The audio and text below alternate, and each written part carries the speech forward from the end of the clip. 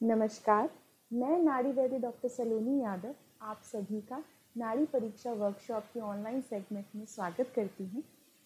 इस नाड़ी परीक्षा की वर्कशॉप में जो ऑनलाइन सेगमेंट है ये हमारे 15 डेज़ का, इसमें हम 7 अध्यायों के थ्रू बेसिक आयुर्वेदा या कहें तो आयुर्वेदा के जो बेसिक कॉन्सेप्ट्स हैं, जो बेसिक फंडामेंटल्स हैं, उनको हम जानेंगे, डिस्कस करेंगे एंड जो भी थ्योरीज, जो भी आयुर्वेदा की बेसिक्स हमको नाड़ी सीखने के लिए रिक्वायर्ड हैं, उन सभी पर हम सब बात करेंगे और उनको और जानेंगे। तो आइए हम इस वर्कशॉप की शुरुआत करते हैं एंड सबसे पहले हम भगवान धन्वंतरी जी का ध्यान करते हुए मंत्र का उच्चारण करेंगे। तो आप सभी मेरे साथ आंखें बंद कर भगवान धन्वंतरी जी का ध्यान करें। ओम नमो भगवते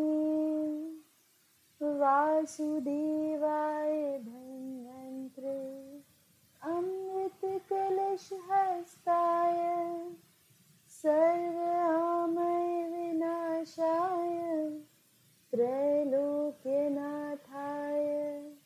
श्री महाविष्णवे नमः।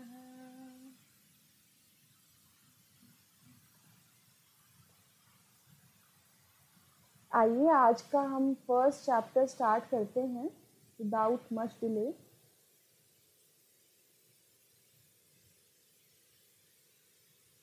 आज का जो हमारा टॉपिक है, आज की वीडियो में हम 3 टॉपिक से डील करेंगे, जो कि है आयुर्वेदा की इंट्रोडक्शन, बेसिक इंट्रोडक्शन, आयुर्वेद क्या है, आयुर्वेद से हम क्या समझते हैं, क्या हिस्ट्री है आयुर्वेद की, देन कमिंग टू महाभूत और फिर त्रिदोष। इन तीनों चीज़ों पे हम आज बात करेंगे। तो सबसे पहले हम आयुर्वेदा की इंट्रोडक्शन से स्टार्ट करते हैं। Ayurveda is the most ancient and renowned system of medicine in India, which is more than 5,000 years old. 5,000 साल पुरानी ये साइंस है। आयुर्वेद इंडिया में सबसे पुरानी साइंस रही है। देखिए, आयुर्वेद हो गया, होम्योपैथी हो गया, हम किसी को ये नहीं कहते कोई साइंस कम है या ज़्यादा है, बट हमारे इंडिया में, हमारी संस्कृति में आयुर्वेद बहुत पहले से रहा है। ये देवों से, देवताओं से, भगवान से आई हुई एक साइंस है, एक ज्ञान है, एक शास्त्र है जो हमें प्राप्त हुआ है एंड इसी से ही हम कह सकते हैं कि आगे अलाइड साइंसेस जो हैं, जो अन्य शाखाएं हैं, वो निकली हैं।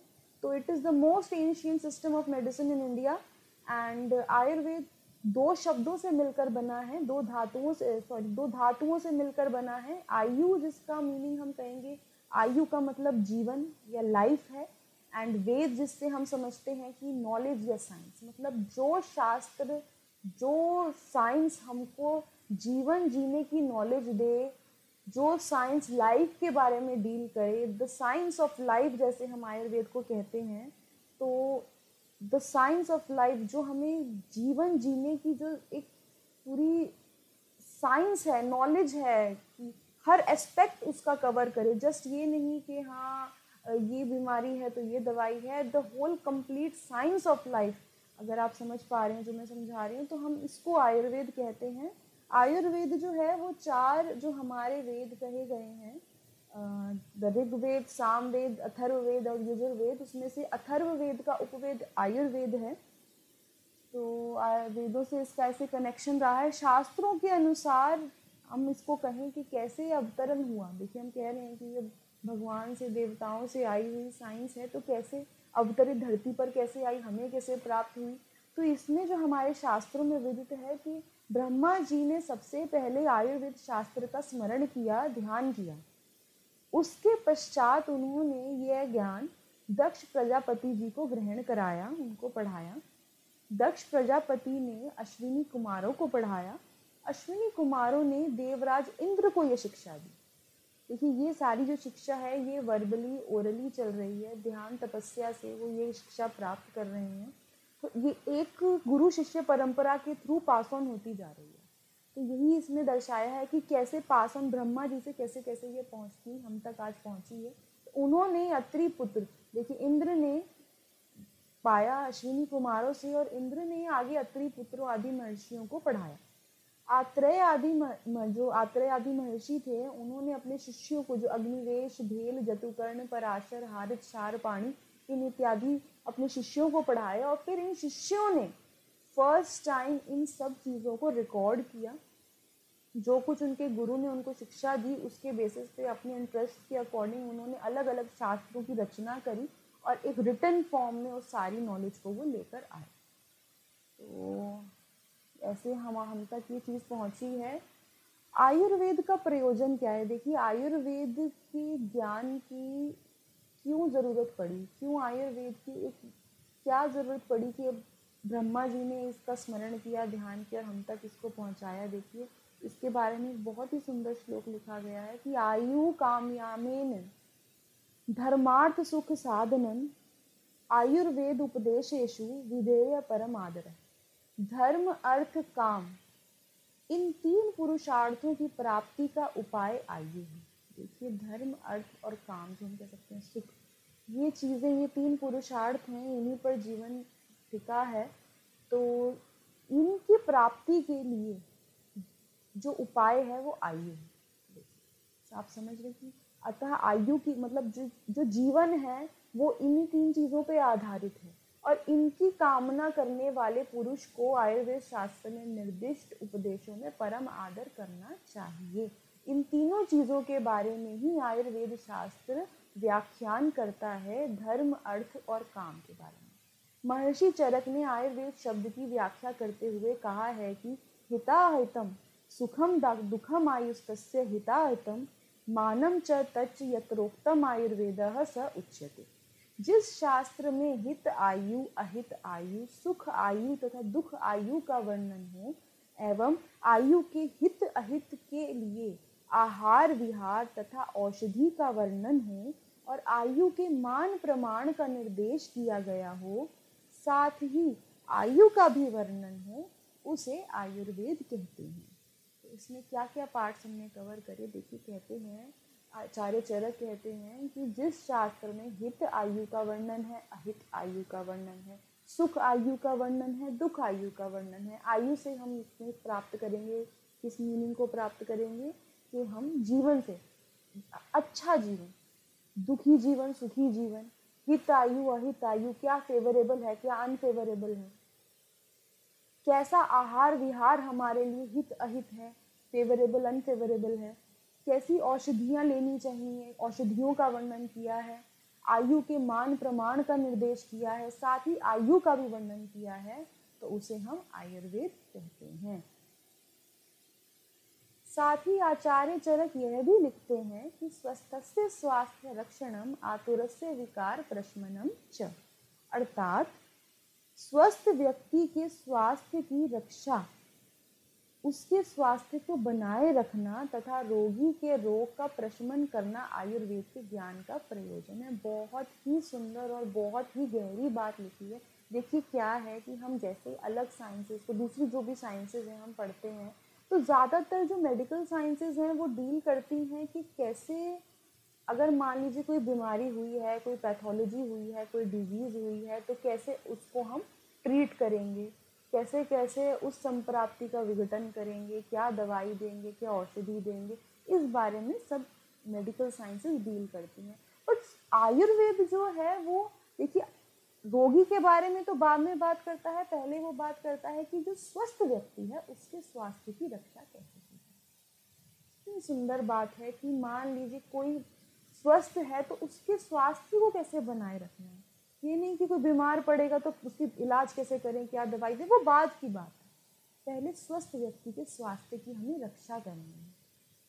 दूसरी बात, अगर मान लीजिए किसी कारणवश बीमार हो जाए, रोगी हो जाए, तो बीमारी लग जाए, तो उसका इलाज कैसे करें, उसके बारे में भी आयुर्वेद हमें बताता है, उसके भी उपाय हमें दर्शाता है। तो आयुर्वेद दोनों ही चीज़ों को, स्वस्थ व्यक्ति के लिए भी है और आतुर के लिए भी है, दोनों चीज़ों में डील करता है। देखिए, यहाँ तक हमने आयुर्वेद की इंट्रोडक्शन के बारे में डील करा, आयुर्वेद की इंट्रोडक्शन पढ़ी। देखिए, क्या है, आयुर्वेद के बारे में बात करने चलेंगे तो फिर हम कितना भी समय लग सकता है। देखिए, आयुर्वेद पे चर्चा करते चले जाएंगे, बट देखिए ये सब भी आयुर्वेद ही है जो हम आगे डील कर रहे हैं टॉपिक्स, ये सब आयुर्वेद के अंतर्गत आता है, उसके सिद्धांत हैं। तो हम इसमें पहला जो हम उठाएंगे वो है भूत तथा महाभूत, एंड इस पर हम डिस्कशन करेंगे। तो भूत का वर्णन जैसे इसमें लिखा है, आप सभी पढ़ सकते हैं स्लाइड्स पर। भूत का वर्णन आयुर्वेद में इस प्रकार किया जाता है कि जो नित्य हो, अर्थात सर्वदा सत्ता में रहने वाला हो, तथा किसी गुणवान पदार्थ का समवायी कारण भी हो, वह भूत है। देखिए क्या है, इसमें हमने दो चीजें कवर करी कि जो नित्य हो, सर्वदा सत्ता में रहने वाला हो, मतलब जिसे मिटाया ना जा सके, तथा किसी गुणवान पदार्थ का समवायी कारण भी हो, मतलब उससे किसी गुणवान, किसी वैल्यूएबल चीज की आगे रचना भी हो रही हो, तो उसको हम भूत कहते हैं। शब्दों में, अन्य शब्दों में कहा जाए तो नित्य होकर गुणवान पदार्थ का समवायी कारण है, उसे भूत कहते हैं। जो नित्य होकर अन्य किसी गुणवान पदार्थ का समवायी कारण है, उसे हम भूत कहते हैं। इस वाक्य को पूर्णतः अग्रलिखित उदाहरण द्वारा हम समझ सकते हैं कि जैसे लकड़ी द्वारा कुर्सी व अन्य पदार्थ बनाए जाते हैं, इस प्रकार लकड़ी उन सभी वस्तुओं का समवायी कारण है, परंतु लकड़ी नित्य नहीं है। लकड़ी अनित्य अर्थात नष्ट किया जा सकने वाला पदार्थ है, इसलिए लकड़ी आदि पदार्थ भूत नहीं है। देखिए इसमें क्या हुआ कि लकड़ी से हमने एक गुणवान वस्तु बनाई, हमने एक कुर्सी बनाई। अब उस कुर्सी में लकड़ी जो है वो उसका समवायी कारण है, पर वो नित्य नहीं है, वो मिटाई जा सकती है, तो इसीलिए वो नष्ट की जा सकती है। तो इसलिए जो पदार्थ नष्ट किए जा सकते हैं, जो नित्य नहीं है, वो भूत नहीं है। इसी तरह आगे हम देखेंगे, जैसे आत्मा, काल, दिशा और मन, ये चार द्रव्य नित्य हैं, पर इनसे हम आगे किसी गुणवान वस्तु की, गुणवान चीज की रचना नहीं कर सकते, किसी का ये समवायी कारण नहीं हो सकते, तो इसीलिए इनको भी भूत नहीं कहा जा सकता। तो ये दोनों ही कंडीशंस मैच करनी जरूरी है। अब हम आते हैं कि जिसकी समरी अगर हम समझें कि अतः जिनकी उत्पत्ति तथा विनाश नहीं है, जिनमें अव्यक्त रूप से शब्द आदि गुण विद्यमान होते हैं, एवं सृष्टि के प्रारंभ से जिनके परस्पर संयोग से सृष्टि की उत्पत्ति होती है और वियोग से महाविनाश होता है, उसको भूत तन्मात्रा परमाणु कहते हैं। देखिए क्या लिखा है, उत्पत्ति अविनाश नहीं है, जो ओमनी प्रेजेंट है, हमेशा नित्य प्रेजेंट है। यहाँ पर अव्यक्त रूप से जिनमें शब्द आदि गुण विद्यमान रहते हैं, वो अप्रत्यक्ष रूप से अव्यक्त रूप में रहते हैं। ये एक वर्ड पे ध्यान देना जरूरी है। और सृष्टि के प्रारंभ में जिनके परस्पर संयोग से सृष्टि की उत्पत्ति हुई है, उनको हम भूत तन्मात्रा परमाणु कहते हैं। इनके वियोग से महाविनाश है, इनके संयोग से सृष्टि का सृजन है, तो ये सारे भूत तन्मात्रा या परमाणु हैं। महाभूत की उत्पत्ति भूत तन्मात्रा से होती है। तन्मात्राएं 5 होती, शब्द तन्मात्रा, स्पर्श तन्मात्रा, रूप, रस, गंध तन्मात्रा। देखिए 5 तन्मात्राएं हमने बेसिक जो आइडेंटिटी है, जो बेसिक परमाणु है, बेसिक भूत है, वो क्या है, 5 कहे गए हैं, जिनके नाम है शब्द, स्पर्श, रूप, रस, गंध। ये 5 तन्मात्राएं हैं।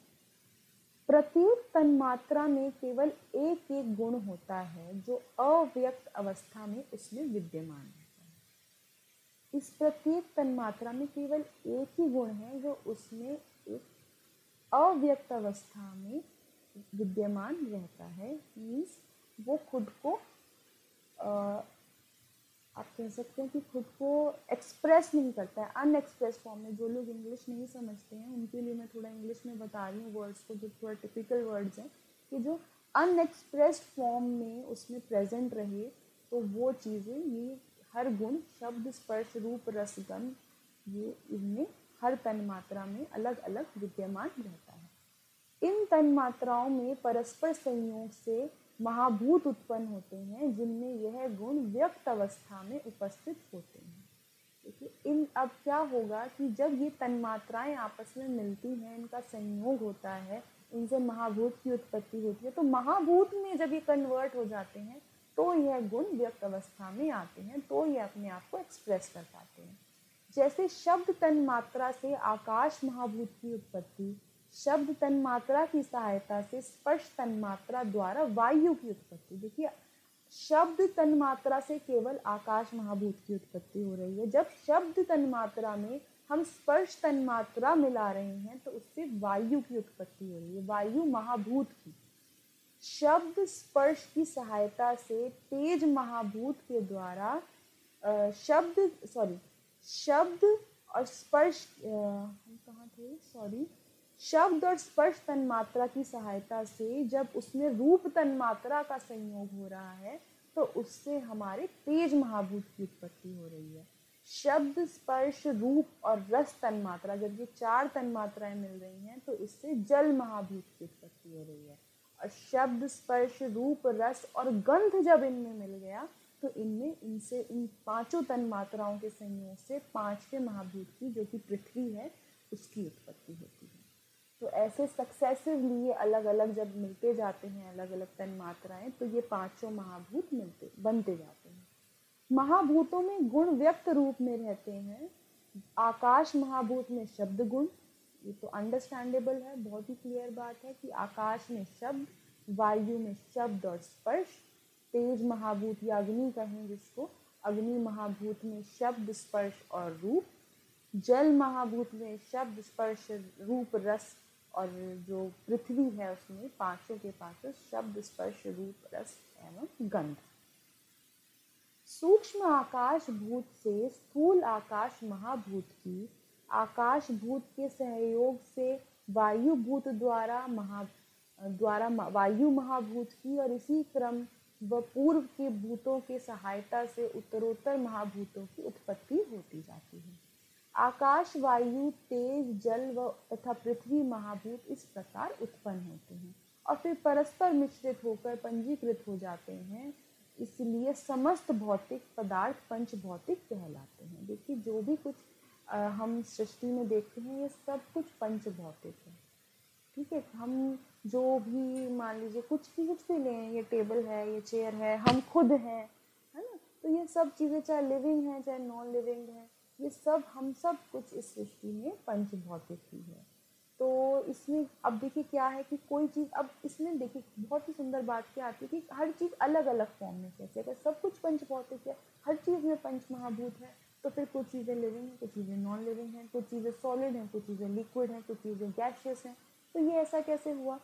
तो जिस महाभूत की जिस पदार्थ में अधिकता होती है उसमें वही गुण ज़्यादा व्यक्त होकर आगे निकल कर आता है। जैसे कि इसमें हम देखें, जैसे पार्थिव, जलीय, तेजस, वायवीय और आकाशीय पदार्थ, हम इसको ऐसे क्लासिफाई कर देते हैं। पार्थिव मतलब जो ज़्यादा सॉलिड होंगे, जलीय मतलब जिनमें जल गुण ज़्यादा होगा, तेजस मतलब जिनमें अग्नि गुण ज़्यादा निखर कर आएगा, गर्म होंगे, है ना, वायवीय मतलब जो गैसियस हैं, है ना, आकाशीय जिनमें स्पेशियस हैं, है ना। तो इसको हम समझेंगे आकाश महाभूत को क्लियरली। तो पंच भौतिक द्रव्य में शब्द, स्पर्श, रूप, रस तथा गंध गुणों की अतिरिक्त पार्थिव द्रव्य में खरत्व तथा गुरुत्व, जलीय द्रव्यों में द्रवत्व, गुरुत्व तथा शैत्य, तेजस द्रव्यों में उष्णत्व तथा लघुत्व, वायव्य द्रव्यों में चलत्व तथा लघुत्व और आकाशीय द्रव्यों में अप्रतिरोधत्व जैसे भौतिक लक्षण होते हैं। देखिए, अब इनको मैं एक एक करके आपको समझा देती हूँ क्या गुण है। ये अलग अलग गुण बताएं देखिए कि अलग अलग पदार्थों में जिनमें ये डोमिनेंस है इन महाभूतों की, तो उसमें क्या हमें गुण मिलेगा। तो पार्थिव द्रव्यों में खरत्व तथा गुरुत्व मिलेगा। देखिए, उनमें क्या है, एक वेट, मास, एक हैवीनेस होगी, समझते हैं। जलीय द्रव्यों में द्रवत्व होगा, लिक्विडिटी होगी। गुरुत्व तथा शैत्य, उसमें भी वेट होगा, हैवीनेस होगी और शैत्य कोल्डनेस होगी उसमें, क्योंकि जल शीत होता है, कोल्ड होता है। तेजस द्रव्य में उष्णत्व तथा लघुत्व होगा, वो लाइट तथा हॉट होंगे। वायवीय द्रव्य में चलत्व होगा, एक मूवमेंट होगी, एंड लघुत्व तथा लाइटनेस होगी, जिसे हम समझ सकते हैं। और आकाशीय द्रव्य जो जिनमें आकाश महाभूत की प्रधानता है, उसमें अप्रतिरोधत्व, जिससे हम कह सकते हैं कि कोई रेजिस्टेंस नहीं है उसमें, ऐसा पदार्थ होगा, ऐसा उसमें गुण होगा, अनरेजिस्टेंस, नॉन रेजिस्टेंस। देखिए अब हम इसमें क्या है कि हम बहुत अच्छा एग्जाम्पल डील कर रहे हैं। मैं आपको समझाऊंगी कि जैसे हमने बात तो कर ली कि सब चीज़ें पंच भौतिक हैं, बट अगर हम मॉडर्न साइंस के अकॉर्डिंग देखें तो हम कहेंगे कि देखिए कि सब कुछ तो एटम से बना है, हम लोग तो सेल से बने हैं, तो ऐसा कैसे हुआ। तो इसी को हम क्लैरिफाई करेंगे कि अगर मान लीजिए हम एटम को लें, जो एटम मान लीजिए हम केमिस्ट्री में जैसे पढ़ते हैं सब कुछ एटम से बना है, तो एटम को अगर हम देखें एटम भी पंच भौतिक है। इसका स्पष्टीकरण इस प्रकार से किया जा सकता है कि एटम के अंदर जिस आकाश में, मैं एटम का एक बार आपको डायग्राम बना के दिखा देती हूँ कि एटम एक्चुअली होता कैसे है।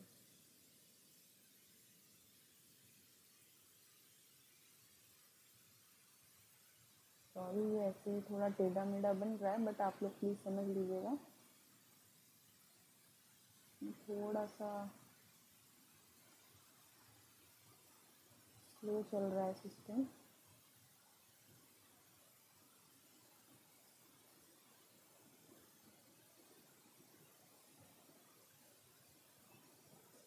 बिल्कुल सही नहीं बना, मैं दोबारा कोशिश करती हूँ।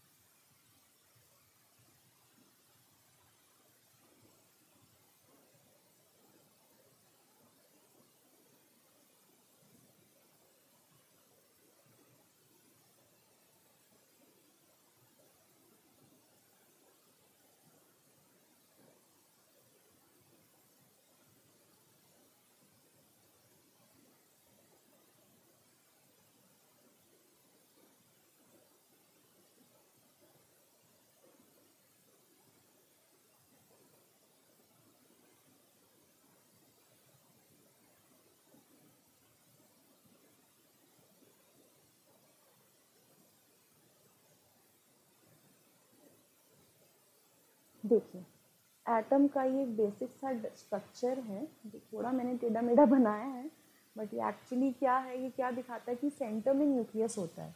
किसी भी एटम में सेंटर में न्यूक्लियस होता है जिसमें दो चीज़ें रहती हैं, प्रोटॉन एंड न्यूट्रॉन। प्रोटॉन जिस पे पॉजिटिव चार्ज होता है, न्यूट्रॉन जिसमें न्यूट्रल चार्ज होता है, उस पर कोई चार्ज नहीं होता है। इस न्यूक्लियस के आसपास रिवॉल्व करते हुए घूमते हुए इलेक्ट्रॉन्स होते हैं जिन पे नेगेटिव चार्ज होता है।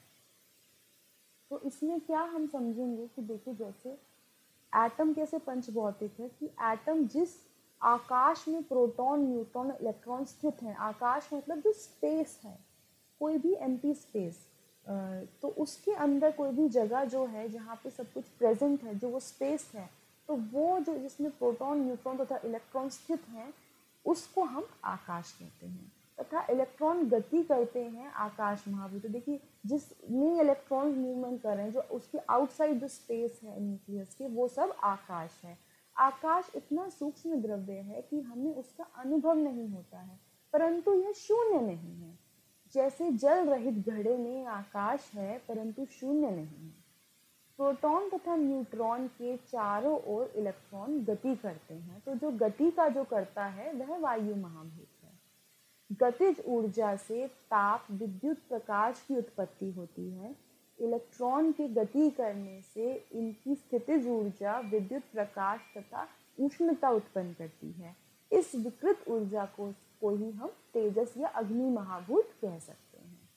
ठीक है, तो इससे देखिए तेजस महाभूत, अभी हमें इसमें अग्नि महाभूत समझ आ गया, आकाश मिल गया, वायु से गति हो गई। आगे समझते हैं। देखिए एटम के केंद्र में, थोड़ा आगे आ गए, हाँ, एटम के केंद्र में अत्यंत शक्तिशाली ऊर्जा के द्वारा प्रोटॉन तथा न्यूट्रॉन परस्पर एक दूसरे से गुंथे हुए रूप में रहते हैं। मतलब वो कोहेशन एक रहता है, दोनों आपस में मिले हुए रहते हैं प्रोटॉन तथा न्यूट्रॉन। तो उनके प्रोटॉन तथा न्यूट्रॉन के केंद्र को, इनको केंद्र में एकत्रित रखना, इनको वहाँ पे समेटे रखना तथा इलेक्ट्रॉन को भी सीमा में रखना कि इधर उधर ना चला जाए। इसलिए जो आपस में अट्रैक्टिव फोर्स है, जो कोहेसिव फोर्स है, उसको जल महाभूत का हम कह सकते हैं। यह जल महाभूत का कार्य है।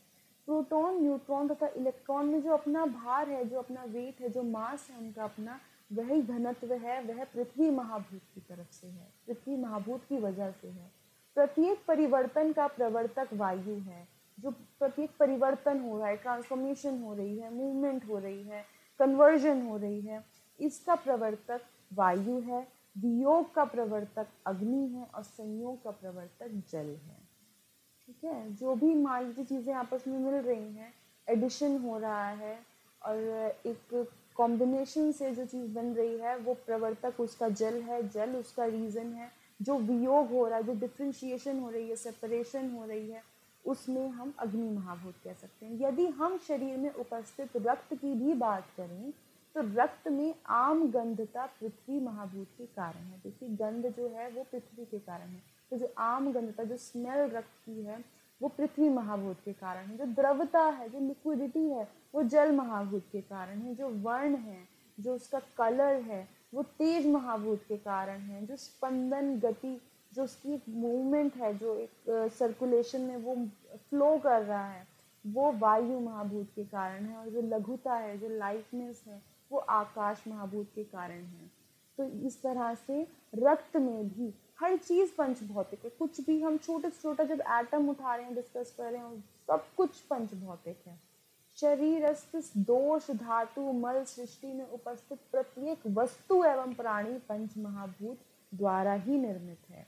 इनका विस्तार से विश्लेषण हम आगे करते रहेंगे। देखिए, पंच महाभूत अलग अलग रहते हुए सृष्टि की उत्पत्ति का कारण नहीं हो सकते। जब यह पंजीकृत हो जाते हैं, एक दूसरे में अनुप्रविष्ट हो जाते हैं, अर्थात एक दूसरे में समाहित हो जाते हैं, तब ही वे स्थूल शरीर का कारण बनते हैं। शरीर में पंच महाभूतों के विकार त्रिदोष शब्द, देखिए अब हम इस पे त्रिदोष पे हम डिस्कशन करेंगे। इससे पहले मैं एक एग्जाम्पल और आपको दूंगी। अभी हमने यहाँ पे नहीं आया हमारा,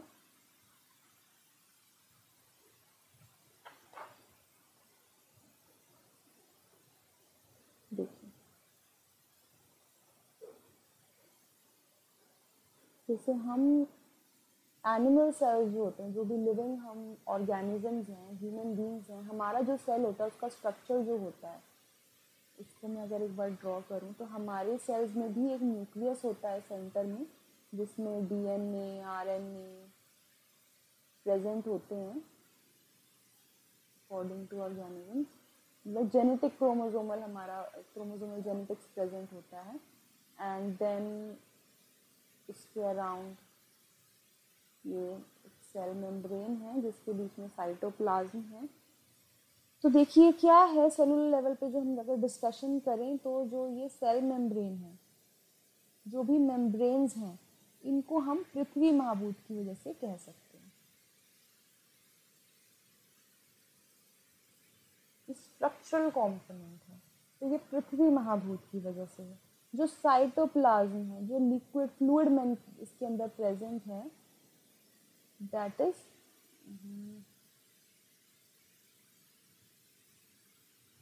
इज बिकॉज ऑफ जल महाभूत।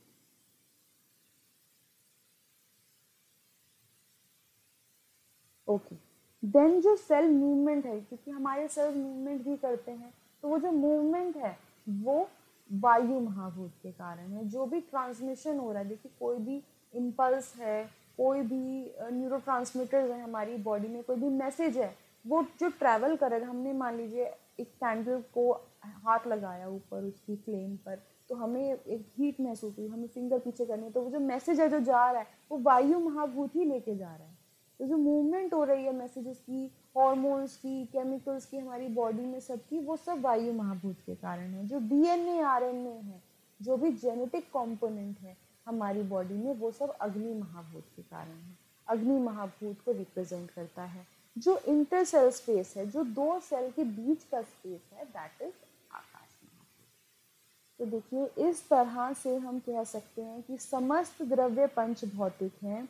आयुर्वेद का मुख्य प्रयोजन जो देखिए हम कहते हैं कि रोगों का प्रशमन और रोगी के स्वास्थ्य की रक्षा करना है, परंतु जिस पुरुष के स्वास्थ्य की रक्षा की जा रही है वह पंच भौतिक होता है, तो उसका आरोग्य अनारोग्य पंच महाभूत से ही है, तथा उसके विकार ग्रस्त होने पर जो द्रव्य चिकित्सा हेतु प्रयोग किए जाते हैं वे भी पंचभौतिक होते हैं। शरीर को धारण करने वाले दोष, धातु और मलों की उत्पत्ति भी पंचमहाभूत से ही होती है।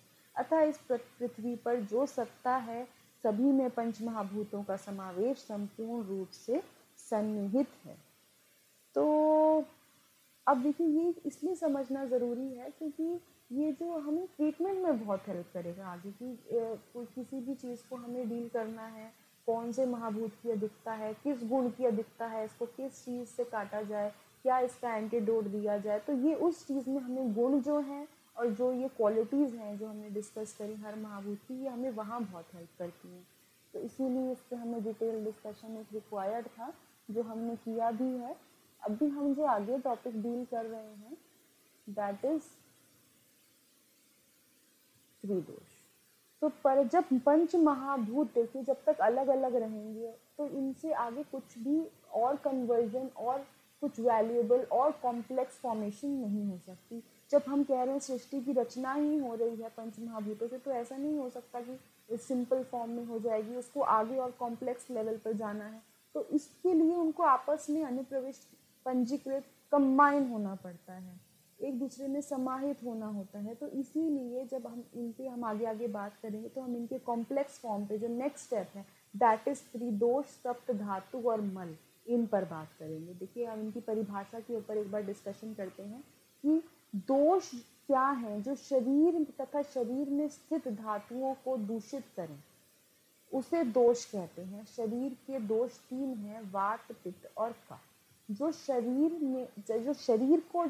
में स्थित धातुओं को दूषित करे उसे दोष कहते हैं। बहुत ही सिंपल एक लाइन में अगर हम कहें तो ये हो गई बात। ये हालांकि इतना सिंपल कॉन्सेप्ट है नहीं, ये बहुत ही कॉम्प्लिकेटेड, ये वात, पित्त और कफ ही है पूरे आयुर्वेद में। देखिए हर चीज़ का बेसिस यही है और आगे नाड़ी में भी जाएंगे तो बस सब बात इसी के अराउंड ही है। देखिए ठीक है, तो हम अभी तो एक सिंपल लैंग्वेज वन लाइन अगर हम डिस्कशन इसको डिस्क्रिप्शन दें तो ये जो शरीर तथा शरीर में स्थित धातुओं को दूषित करे वो दोष है, एज सिंपल एज दैट। धातु क्या है? जो शरीर का धारण करे उसे धातु कहते हैं। धातुएं 7 होती हैं, रस, रक्त, मांस, मेद, अस्थि, मज्जा, शुक्र। रस, रक्त, मांस, मेद, अस्थि, मज्जा और शुक्र ये शरीर का धारण करती हैं, इसलिए हम इनको धातु कहते हैं। इन पर भी हम आगे डिटेल डिस्कशन करेंगे। मल, मल जो शरीर को मलिन करे उसे मल कहते हैं। जो शरीर को दूषित करे, मलिन करे, एक one and the same thing, तो उसको हम मल कहते हैं। जैसे मूत्र, पुरी, स्वेद, थोड़ा डिफरेंस है। देखिए मैं आपको समझाऊंगी वात, पित्त, कफ का क्या है। देखिए दोष, धातु तथा मल शरीर के मूल हैं। ये तीनों ही शरीर के मूल हैं, बेसिक्स हैं, फंडामेंटल्स हैं। इनमें से यदि एक का भी अभाव हो जाए तो शरीर की स्थिति नहीं रह सकती, शरीर नहीं रह सकता। तीनों ही जरूरी है।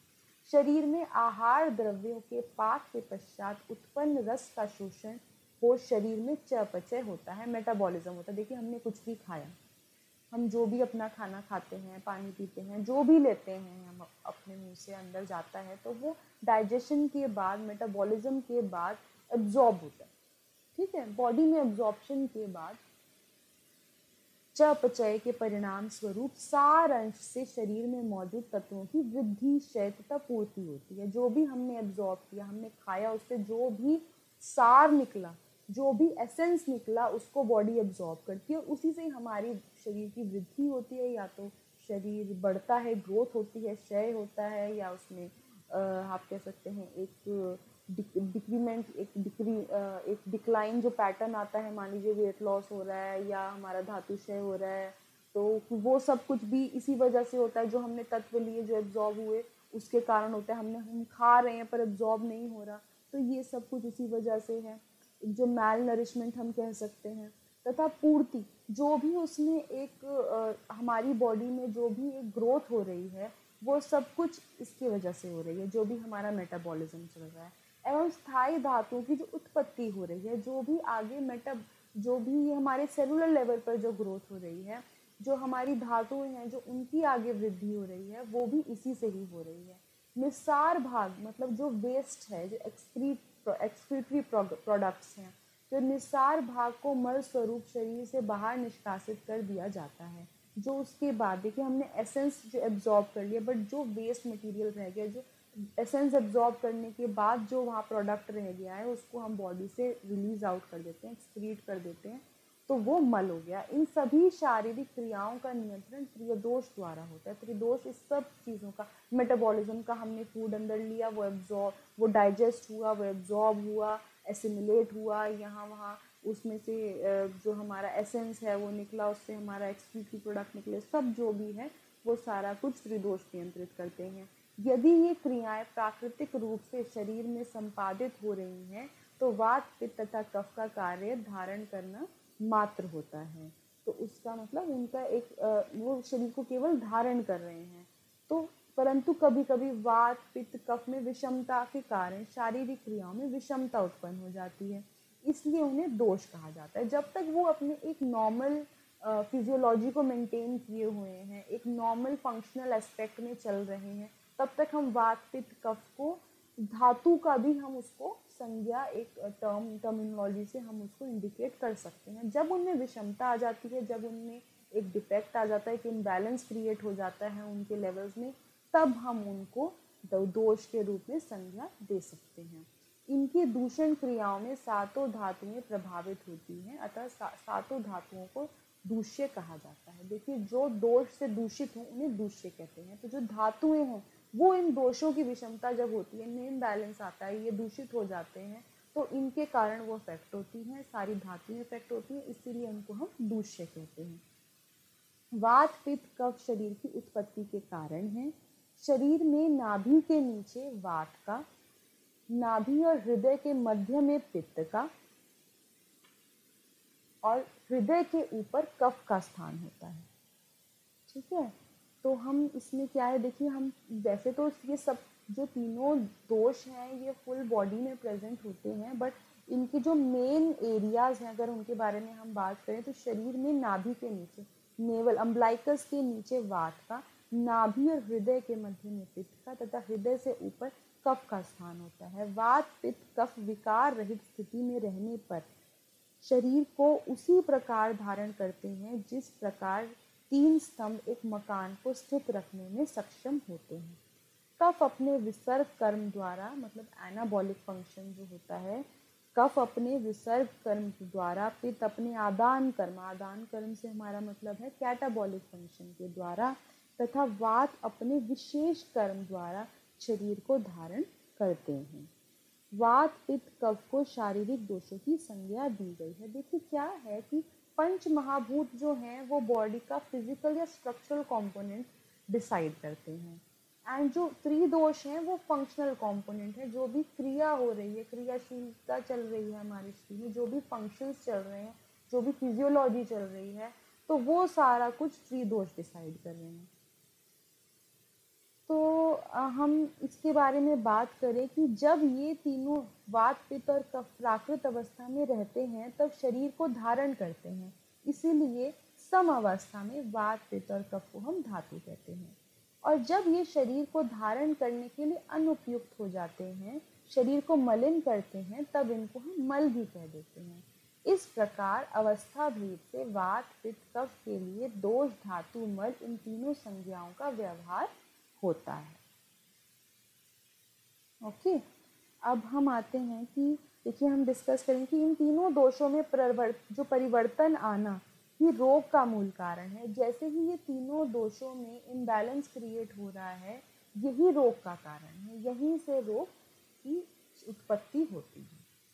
इनकी साम्य अवस्था जो है वो स्वस्थता का प्रतीक है, और इन्हीं में जब विकार उत्पन्न हो जाता है तो वहीं से रोगों की उत्पत्ति होती है। यद्यपि तीनों दोषों की पृथक पृथक उत्पत्ति में पृथक पृथक महाभूत कारण होते हैं।